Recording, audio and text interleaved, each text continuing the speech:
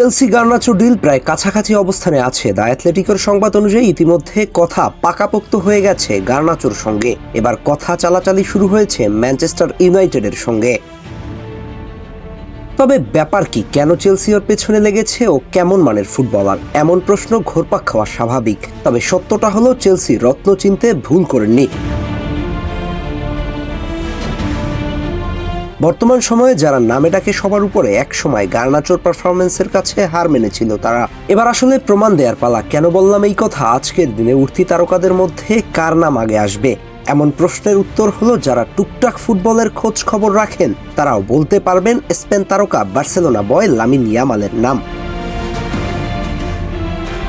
দাপিয়ে বেড়াচ্ছে club football থেকে জাতীয় দলে, এরপর ফ্রান্সের ডিজায়ার ডুও, সাথে রায়ান কার্ক, জন ডুরান, এদের সবাইকে টেক্কা দেওয়া খেলোয়াড় ছিল গার্নাচো। ইউরোপের শীর্ষ 5 লিগে 21 বছর বা তার কম বয়সী খেলোয়াড় হিসেবে সর্বাধিক গোলদাতার তালিকার উপরে সবাইকে ছাড়িয়ে গিয়েছিল গার্নাচো। যেখানে লামিন ইয়ামাল করেছিলেন 25 গোল, ডুও 24টি, রায়ান চেরকি 21টি, জন ডুরান 20টি, সেখানে গার্নাচো গোল করেছে 26টি। অথচ এই আর্জেন্টাইনকে নিয়ে প্রায় সময় ট্রল করতে দেখা যায়, কিন্তু বাস্তবতা ভিন্ন। কেউ কেউ পারফর্ম করতে টাইম নেয়, যেমনটা লামিন ইয়ামাল ছোটদের মঞ্চ থেকে উঠে এসে বড়দেরকে টক্কর দিচ্ছে খুব অল্প সময়ে।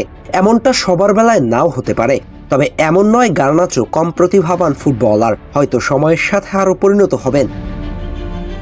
তবে চেলসি বর্তমান নয় বরং তার ট্যালেন্টের উপরে ভরসা রেখেছে। তবে চেলসিতে এলে জুটি করতে দেখা যাবে এনজো ফার্নান্দেসের সঙ্গে। দুই আর্জেন্টাইন একই দলে, ব্যাপারটা সমর্থকদের জন্য আলাদা তৃপ্তি দিবে।